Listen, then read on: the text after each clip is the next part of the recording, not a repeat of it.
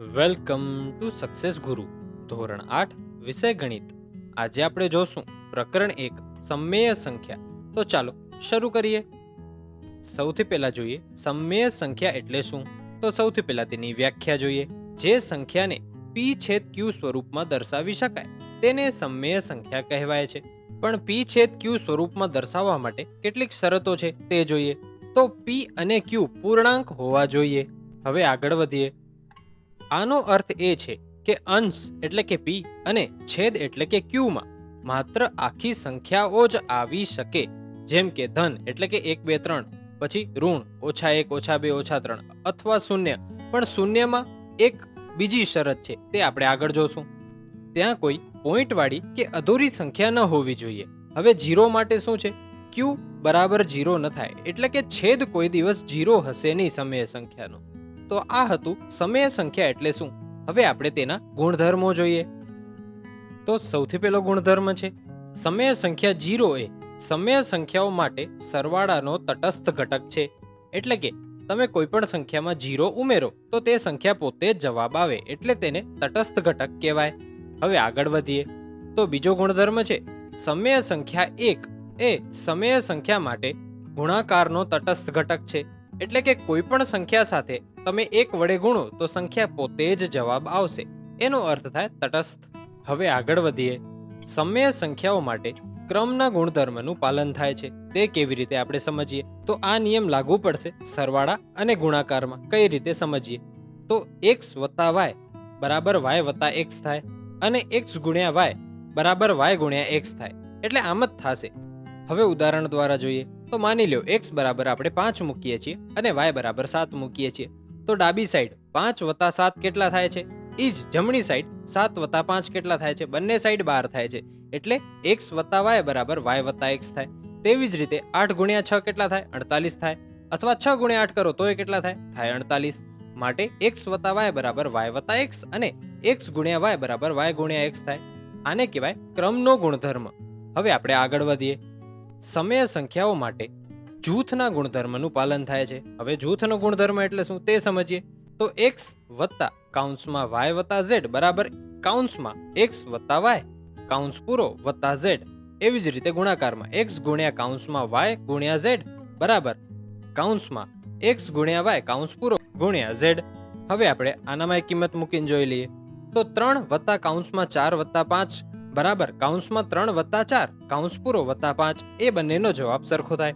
તેવી જ રીતે 3 × 4 × 5 કૌંસ પૂરો બરાબર 3 × 4 કૌંસ પૂરો × 5. એ બંનેનો જવાબ સરખો થાય. આને કહેવાય જૂથના ગુણધર્મનું પાલન. હવે આપણે આગળ વધીએ. તો નેક્સ્ટ આવે છે સમય સંખ્યા માટે વિભાજનનો ગુણધર્મ. સમય સંખ્યા a b c માટે. હવે આને સમજવા માટે ઉદાહરણ જોઈએ અથવા સૂત્ર જોઈએ. તો આનું સૂત્ર બને a b + c બરાબર ab + ac અને બીજું બને a b - c કૌંસ પૂરો બરાબર ab - ac. હવે આનો અર્થ શું થાય? b અને c નો સરવાળો કરવાનો, a સાથે ગુણાકાર કરવાનો. ઈ કેના બરાબર થશે? તો કે a અને b ના ગુણાકાર વત્તા a અને c ના ગુણાકાર બરાબર થશે. તેવી જ રીતે a b - c કરો. સૌથી પહેલા b - c કરવાનું. એ જે જવાબ મળે એનો ગુણાકાર a સાથે કરશો. એ જ જવાબ તમને a × b - a × c નો મળશે. આમાં એમ કહેવા માંગે છે. હવે આપણે આગળ વધીએ. તો હવે આવે છે વ્યસ્ત સંખ્યાનું અસ્તિત્વ. તો આને કેવી રીતે સમજવું? તો આને સમજવા માટે આપણે જોઈએ. તો આનું આપણે સૂત્રને ઉદાહરણ જોઈએ. તો x / y × y x બરાબર 1 થાય. એટલે આને કહેવાય વ્યસ્ત સંખ્યાનું અસ્તિત્વ. આને આંકડાકીય રીતે પણ જોઈએ. તો 8/9 × 9/8 કરીએ તો આપણે જવાબ શું મળે? 1 મળે. તો આને કહેવાય વ્યસ્ત સંખ્યાનું અસ્તિત્વ. હવે ગુણધર્મો અહીં પૂરા થાય છે. હવે આપણે જોશું સ્વાધ્યાય 1.1. તો ચાલો તે શરૂ કરીએ. તો સ્વાધ્યાય 1.1 નો પહેલો પ્રશ્ન છે નીચે આપેલ ગુણાકારના ક્રિયામાં કયા ગુણધર્મનો ઉપયોગ થયેલ છે તે જણાવો. તો સૌથી પહેલો પ્રશ્ન છે -4/5 × 1 બરાબર 1 × -4/5 બરાબર -4/5. આ આપણે રકમ આપેલી છે. આમાં તમે ગુણાકારમાં 1 જોઈ શકો છો. તો 1 કેવી સંખ્યા છે? ગુણાકારની તટસ્થ સંખ્યા છે કે તટસ્થ ઘટક છે? તો લખવાનું અહીં 1 એ ગુણાકારની ક્રિયા માટે તટસ્થ ઘટક છે. આનો જવાબ આ થશે. એટલે કે આ ગુણધર્મને આધારે આપણે આ જવાબ મળ્યો છે. હવે બીજો પ્રશ્ન જોઈએ. તો બીજા પ્રશ્નની રકમ છે -13/17 ગુણ્યા -2/7 બરાબર -2/7 ગુણ્યા -13/17. અહીંયા તમે જોઈ શકો છો x ગુણ્યા y બરાબર y ગુણ્યા x છે, એ તમે જોઈ જ શકો છો. તો આ ક્રમનો નિયમ થયો.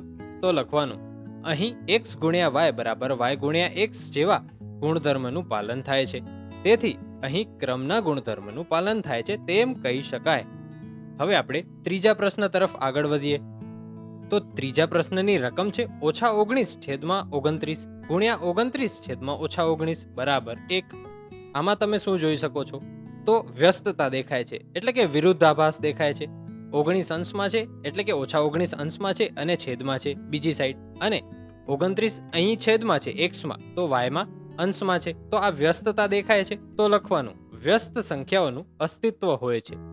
હવે નેક્સ્ટ પ્રશ્ન આવે છે 1/3 ગુણ્યા (6 ગુણ્યા 4/3 ની (1/3 ગુણ્યા 6 કૌંસ પૂરો ગુણ્યા 4/3 રીત ગણતરી કયા ગુણધર્મના ઉપયોગથી કરી શકાય તે જણાવો.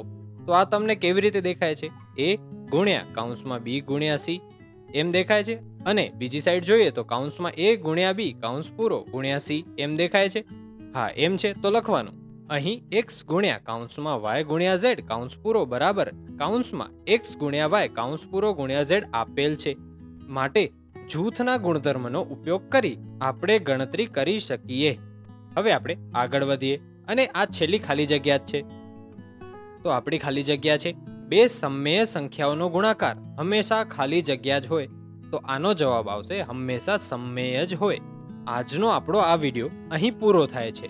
Thanks for watching. આવા જ એજ્યુકેશનલ કોન્ટેન્ટ માટે સબસ્ક્રાઇબ કરો સક્સેસ ગુરુને.